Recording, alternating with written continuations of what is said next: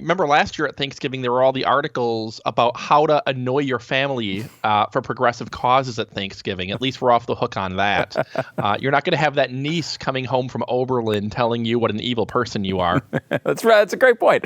That's a great point. Now, one of the things the niece from Oberlin would come back and tell you about is how we absolutely must have student loan forgiveness. This is a moral imperative. These people owe way too much money. We must get rid of these loans because this is killing this generation, and the American people must bail them out. This is an incredible argument, and I feel like we keep coming back to it. How do you make sense of these people?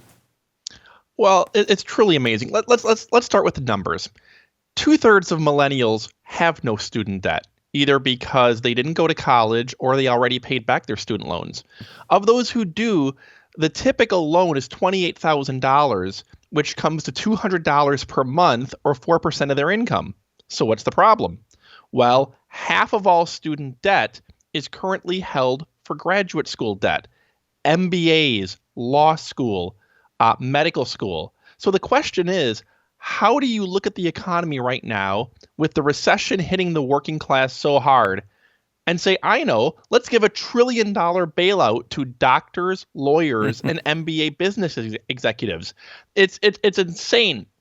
But this is what happens when campaigns and lawmakers surround themselves with urban professional 30-somethings for whom their student loans are the biggest crisis in the world and much more important than what's actually happening in the cities and depressed rural areas. That's a great point, because it is, if you think about the person who's surrounding these politicians, it's someone who's highly educated, took a bunch of years of school, and is now working for like $4 an hour as an intern for a senator somewhere. And that probably is what they're bitching about all the time. I can understand why that would be a big deal for them. I used to work in the Senate. I've worked on several presidential campaigns. I can only imagine all the memos these poor senators and presidential candidates are getting from their staff saying the number one problem in America is my student loan. Please address this. And then they get on the phone and they talk to reporters and say, hey, reporter, are student loans a problem? And the person says, well, my journalism BA cost me $55,000. So yes, we need to do something about this. I'm joking around, but there's an actual echo chamber insular effect going on here where the problems of young urban professionals take on outsized importance in the nation's capital. You know, student loans aren't the problem driving inner city poverty or rural depressed areas. But again, this is insular Washington, D.C. politics. That's a great point. I never thought about it that way.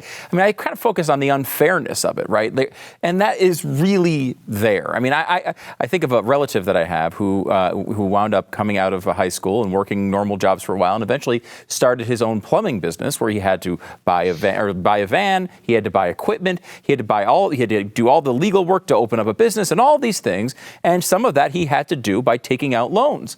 Now, his loan doesn't get paid back. He went out there and was trying to be a productive member of society instead of a journalist. Here's a situation where it's unfair to so many people, and yet that doesn't seem to be a concern at all of the left. That's why there is going to be an epic backlash if they do student loan forgiveness. If you'll remember, in 2009, the Tea Party came out of a Rick Santelli rant on CNBC about people who bought a too expensive house getting their mortgages bailed out. Well, now we're having people who invested in their educations getting their student loans bailed out by their neighbors. This is going to create a massive backlash. You know, basically, if you went to college and paid back your student loans, you were a chump because you're not going to get a refund for what you paid in. If you didn't go to college or, and you're working, or you're a plumber, as you say, who started your own business, you're not getting any assistance. There's an unfairness issue that I think touches a nerve more than most government spending issues, where we're essentially making a chump out of people who, in many instances, did the right and responsible thing. To pay to start their own plumbing business, to pay back their student loans, you're a chump. Yeah, that is really what the message is here. And it's interesting in that, like, a lot of these big left-wing programs are, you could argue, like, well-intentioned or well-targeted, right? You're trying to help people who are poor and needy, and maybe the conservative argument is, well, we can't spend that much, or we don't have enough money to cover that, or maybe that's not the best way to solve the problem.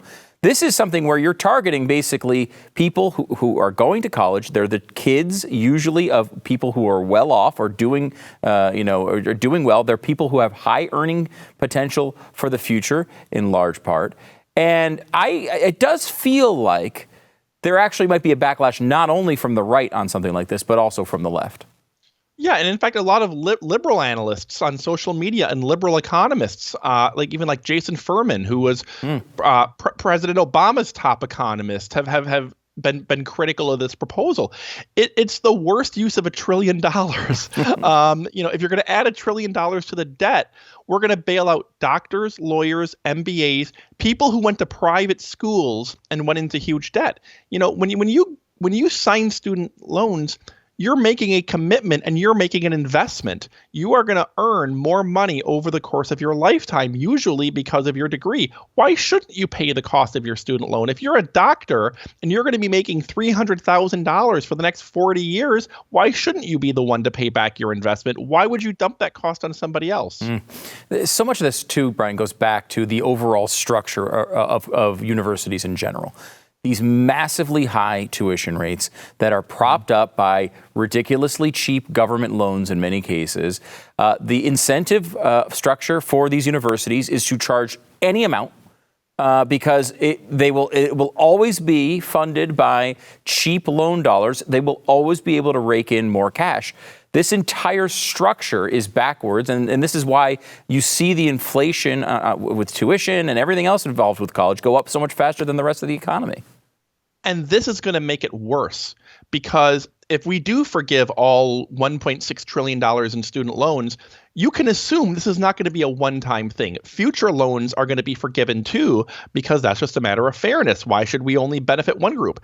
Well, in that case, universities are going to raise tuition even higher, and students are going to borrow even more, because why not? If the government's going to wipe out all student loans every 5 years, then universities can charge as much as they want. You can borrow as much as they want. There'll be no reason to pay attention to prices. There'll be no price sensitivity. And in effect, this will become a giant $1 trillion regular grant from the government to universities to jack up tuition as high as they want. And it's a nice little circuitous situation here for the left, in which they are propping up institutions that are parroting every little part of their agenda and teaching every young person that to be super mega woke, and all you need to do is spend money. The government should be covering everything. It really is a kind of a nice little plan if you think about it. Yeah, this is ultimately a permanent bailout to universities. And if you look at what's happening to tuition in the last 30, 40 years, it's gone through the roof. Not because the quality of instruction's got any better. It's because universities have been spending so much money on expanding bureaucracies, middle management, administrators have gone through the roof. It's not for quality. But as long as they're going to keep getting subsidies from Washington for all of this, it's just going to continue. But there is no free lunch. Eventually, that's going to be paid for by your tax dollars right into their pockets. Hi, Stu Burguiere of Stu Does America here. Thanks so much for watching our video. Did you know you can watch our entire catalog for free right here on our channel? Subscribe now and be sure to hit the thumbs up button on all the episodes you watch, because that's how they know you like this stupid show. And that little bell in the corner as well. Make sure you click that. You'll get notifications every time we post new content. Stu Does America every weekday at 8 p.m. Eastern right here.